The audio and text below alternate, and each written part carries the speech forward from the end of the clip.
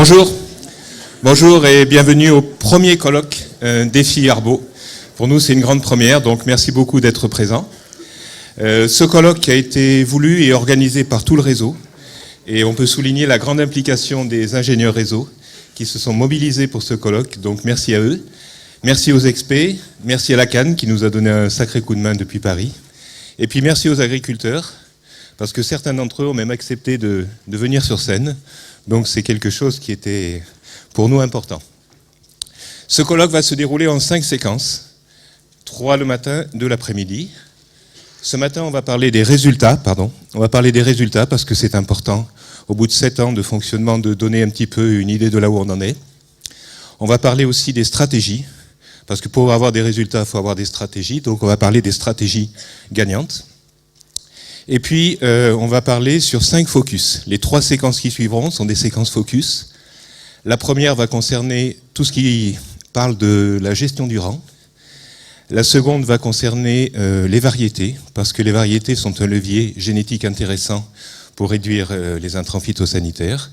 Et la troisième va parler de la biodiversité fonctionnelle. Donc c'est un allié et ce sera montré par tous nos collègues. Ça sera la dernière séquence. Avant de lancer vraiment ce colloque, une petite chose, on est filmé. Donc voilà, et on est filmé parce qu'il y a des personnes qui ne pouvaient pas être là, donc il a été décidé de passer en streaming ce colloque. Donc bienvenue à toutes les personnes qui sont derrière leurs ordinateurs. Ça augmente encore le nombre de personnes qui peuvent assister. Voilà, avant de lancer la première séquence, nous pouvons accueillir Madame Marie-Stéphane Tixier. Madame Tixier est professeure ici. Et elle est responsable du département écologie et biologie. Et elle tenait à nous dire quelques mots de bienvenue. Je vous en prie. Merci. Donc bonjour à tous et puis bienvenue à Montpellier Supagro. Donc à mon nom, au nom du département et aussi bien évidemment au nom de la DG, donc de la Direction Générale de Montpellier Supagro. On est très content de vous accueillir tous pour ce colloque et surtout sur une thématique très importante qui concerne les intrants, la biodiversité et la diminution globale en fait des impacts des pesticides sur l'environnement. Donc chose qui nous tient à cœur pour nos recherches et aussi pour former nos futurs professionnels qui sont étudiants aujourd'hui. Donc je profite de cette opportunité qui m'est donnée pour vous présenter aussi Montpellier Supagro, donc, qui est une école d'enseignement supérieur agricole. Donc certains parlent dans la salle sont certainement issus et en tout cas on accueille aussi certains étudiants en ingénieur et certains étudiants en licence pro qui sont dans la salle. Donc le Montpellier Supagro, c'est 4 départements, donc un département en sciences économiques et sociales, un département sur les agro-bioprocédés, c'est-à-dire agroalimentaires, et aussi un département sur plus les aspects agronomiques, élevage et sol. Et le dernier, donc celui que je dirige, c'est un département qui s'appelle Biologie et Écologie, qui porte toutes les formations en protection des plantes et en amélioration des plantes. Donc un lien direct finalement avec le thème du colloque et puis avec ce qui vient d'être dit sur la biodiversité fonctionnelle ou encore sur l'amélioration végétale. Donc ce qui est important aussi, c'est que Montpellier Supagro et les enseignants-chercheurs font partie de 22 UMR, donc un lien fort avec la recherche qui nous tient à cœur, parce que ça nous permet de mieux former les étudiants et d'avoir un transfert, on espère, efficace avec le terrain. Donc, en ce qui concerne plus particulièrement le département, donc on est associés, enfin les enseignants-chercheurs font leurs recherches dans 6 UMR, donc l'UMR BGPI et CBGP qui concernent des aspects plus de protection des plantes, donc un sur les ravageurs, un sur les maladies. Une UMR qui concerne le CEF, l'écologie fonctionnelle, 2 UMR qui sont plutôt en écophysiologie végétale, plus à l'échelle cellulaire ou à l'échelle de la plante. Et enfin, je terminerai par AGAP, donc qui est une UMR qui porte des recherches sur l'amélioration végétale. Et vous connaissez certainement tous Jean-Luc Régnard qui est dans la salle et qui fait partie à la fois du département, qui fait partie de l'UMR AGAP, et que je remercie personnellement très fortement pour son implication et notamment par les liens qu'il a avec vous. Alors, donc les formations qu'on porte en protection des plantes, donc elles sont de 2 types. D'abord plusieurs types. Des formations d'abord d'ingénieurs avec 2 spécialisations importantes pour nous. Une en protection des plantes, bon PPE, protection des plantes et environnement, et l'autre en amélioration des plantes qui s'appelle avec son petit acronyme APIMET. Donc c'est des formations qu'on porte à Supagro, mais ce qui est important, c'est que c'est aussi un réseau national, c'est-à-dire que les étudiants, pour certaines formations, viennent ou partent et vont vers Rennes et Paris, c'est-à-dire une formation nationale. À côté de ces deux spécialisations d'ingénieurs, on a aussi des masters qui sont plutôt à vocation pour accueillir des étudiants étrangers, mais aussi des étudiants en formation continue. Donc c'est un master, donc en M1, M2, donc en 2 ans, avec des parcours en dernière année, un en santé des plantes, donc qui fait le corollaire avec la protection PPE, et puis un en amélioration des plantes, donc CEPMET, qui fait le corollaire avec APIMET, donc l'amélioration des plantes, du cursus ingénieur. À noter aussi que depuis quelques années, on a réussi à avoir un financement européen pour pouvoir développer un master européen en protection des plantes, ce qui nous permet d'accueillir des étudiants du monde entier, avec des formations dispensées en anglais et qui sont partagées avec Rennes, Paris, Montpellier, mais aussi avec plusieurs universités européennes, dont l'université de Valencia et de Göttingen et de Padoue. Donc ça nous permet aussi d'élargir finalement nos formations à l'international et avec toujours la thématique forte, qui est le thème de ce congrès, de protection des plantes et de réduction des risques liés aux produits phytosanitaires. Et enfin, je terminerai sur les licences professionnelles. Donc avec 2 licences professionnelles qui sont importantes aussi pour nous, parce que ça nous permet d'avoir un niveau différent de formation, ça nous permet de faire le lien avec la formation technique agricole. Donc deux licences pro qu'on porte au niveau du département, donc production agricole intégrée et enjeux environnementaux, et production viticole intégrée et enjeux environnementaux, avec la particularité que ces 2 licences pro sont en alternance et que vous pouvez accueillir des apprentis pendant 1 an de ces 2 formations. Alors, ça concernait le cursus académique, mais aussi Montpellier Supagro est une école qui permet à tout un chacun de pouvoir se former, et ce, durant toute sa vie. Donc, on a des formations, on propose des formations continues, et ceci à différents niveaux. Donc, on peut proposer des modules à la carte, alors à ce moment-là, vous êtes soit intégré ou pas, selon le nombre, avec les étudiants qui suivent les mêmes modules. On propose de la VAE, donc validation des acquis d'expérience, à différents niveaux, licence pro et ingénieur, et master. Et enfin, depuis 3 ans, on propose un MOOC qui est lié à la biodiversité fonctionnelle, qu'on disait, lié à la protection des plantes, puisqu'il s'agit en fait d'apprendre et de se former un peu plus à la caractérisation et l'identification des arthropodes, donc acariens et insectes, et nématodes. Donc tout ça pour aider davantage à pouvoir gérer la biodiversité d'une façon efficace en réduisant les intrants. Et la 3e édition du MOOC, elle commence le 22 février 2019. Alors, comment vous pouvez nous aider ? En fait, nous, on vous aide, on vous apporte des formations, on forme les étudiants qui sont de futurs professionnels. Mais en fait, vous aussi, on a besoin de vous pour former et nous aider à former nos étudiants par l'accueil en stage. Donc, les étudiants chez nous doivent faire plusieurs types de stages, des stages plutôt courts en 2e année, 2-3 mois, des stages un peu plus longs en dernière année, donc de 6 mois. Donc ceci au niveau ingénieur. Il y a aussi la possibilité pour nos étudiants de faire des années de césure, c'est-à-dire 1 an complet d'arrêt d'études entre la 2e et la 3e année, pendant laquelle en fait ils vont acquérir une expérience professionnelle via des stages en France et à l'étranger. Voilà. Et la dernière modalité, c'est l'apprentissage. Donc je viens d'en parler avec les licences professionnelles. Pour celles qu'on porte qui sont les 2 en alternance complète, c'est-à-dire que les étudiants font un petit peu d'école, un petit peu d'entreprise, et l'alternance et l'apprentissage est aussi ouvert depuis 2 ans au niveau cursus ingénieur, avec une alternance sur 3 ans.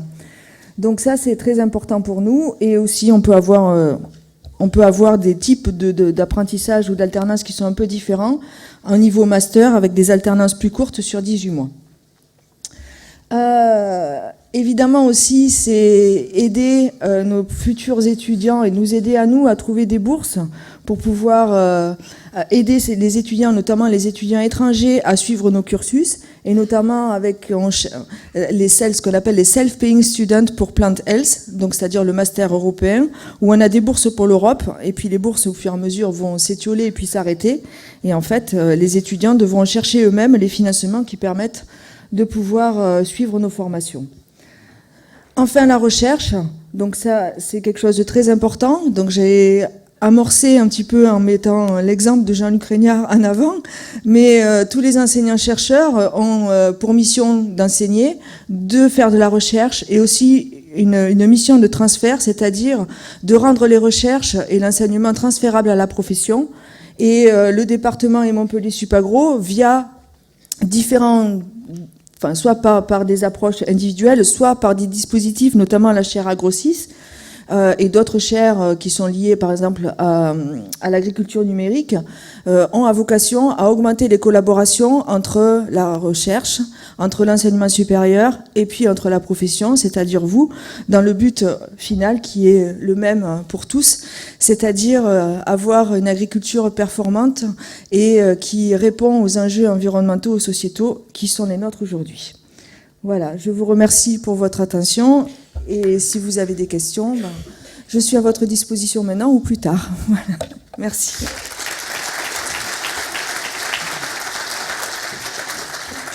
Merci beaucoup. Je m'aperçois que j'ai oublié de me présenter, excusez-moi. Je m'appelle Jean-Michel Montagnon, je suis dans la vraie vie professionnelle conseiller en Arbo et aussi ingénieur territorial dans le cadre du réseau Défi, c'est-à-dire qu'avec mon complice Jean-Louis Sagne, je coordonne les groupes fermes Arbo en France.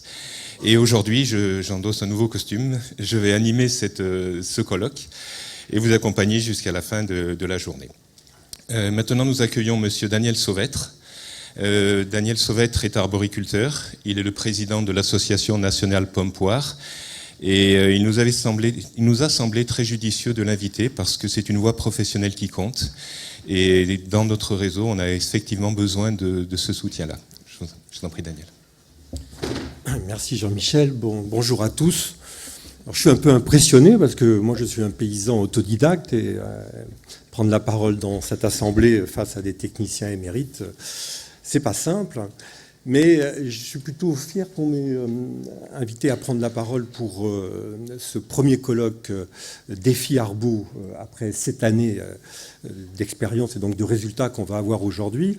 Parce que ça me rappelle aussi mon premier engagement auprès des arboriculteurs lorsqu'on a signé la charte de production fruitière intégrée écrite par le CTFL. Et à ce moment-là, j'ai découvert la difficulté qu'il y avait à démontrer que l'on était réellement en production fruitière intégrée. Un système qualité, on sait comment ça marche, mais arriver à démontrer qu'un arboriculteur, il met réellement en œuvre sur son exploitation la production intégrée, c'est-à-dire la recherche de n'utiliser le produit phytosanitaire qu'en dernier recours, c'était pas simple. Et au fil du temps, on a découvert que finalement, on ne pouvait pas le démontrer, mais on pouvait avoir une présomption réellement de mise en œuvre de la PFI, à condition que l'arboriculteur il ait une bonne formation, qu'il ait un technicien agréé lui-même, membre d'un réseau de techniciens qui ont prêté un peu le serment de production intégrée, qui sont nourris par l'expérimentation ou la recherche, et en plus de ça, qu'il dispose de moyens, d'observation, de diagnostic, et tout cela étant mis en œuvre, on se dit, on peut supposer que au quotidien, cet arboriculteur fait de la production intégrée. Après, évidemment, on a aussi découvert que c'est pas suffisant, qu'il faut un peu de contraintes. Mais de ce côté-là, vous le savez, du côté des contraintes, on est gâté. Il y a eu un moment assez fondateur de ces contraintes qui se sont exacerbées. C'est 2008, vous savez, quand quelqu'un de la maison d'à côté ou d'ici a fait savoir au gouvernement que finalement, dans ce beau pays, on pouvait produire autant avec moitié moins d'intrants. La réponse était simple. Nous, on se cassait la tête pour savoir comment démontrer la PFI, mais la réponse est tombée en disant c'est 50%. Et d'un seul coup, toutes les belles intelligences sont mises au travail pour mesurer ce que voulait dire 50%. On ne le sait pas encore exactement aujourd'hui, mais on est entré quand même dans un processus de pression médiatique également, qui a donné lieu un peu plus tard à une construction tout à fait étonnante qu'on appelle les certificats d'économie des produits phytosanitaires.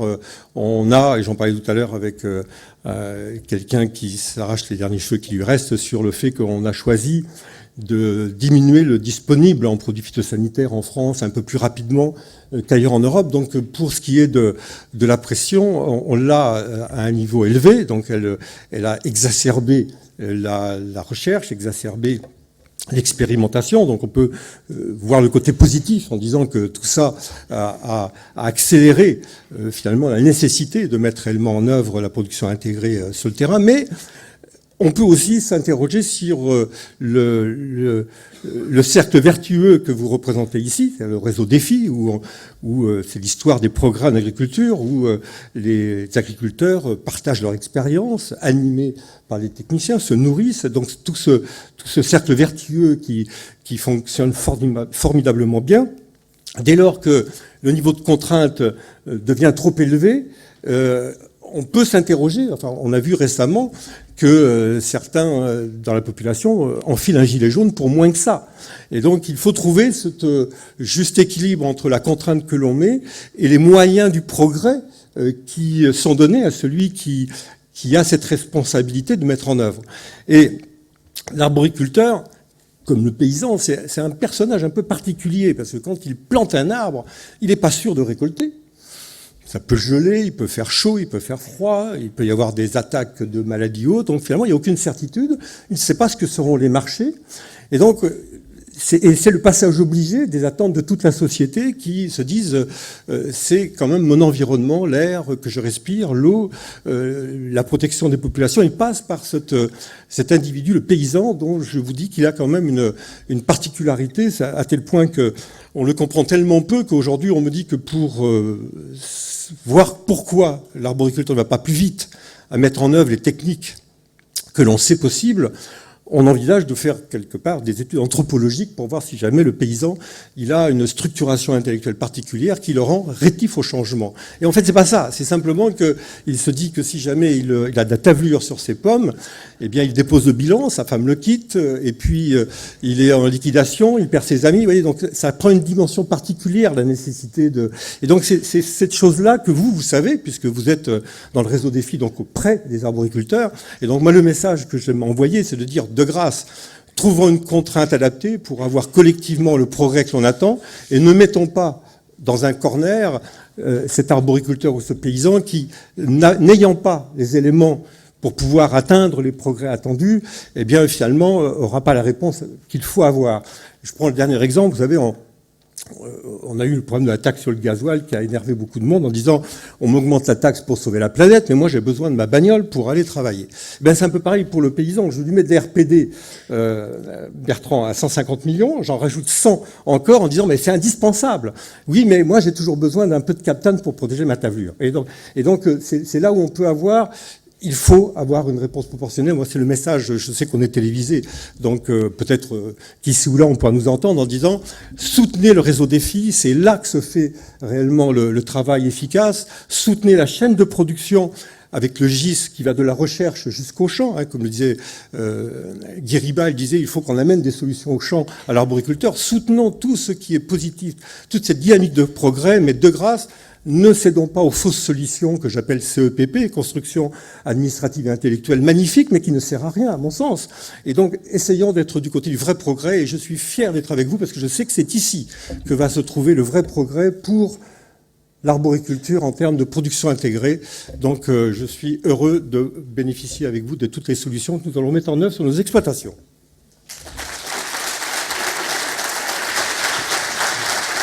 Merci beaucoup. Merci beaucoup.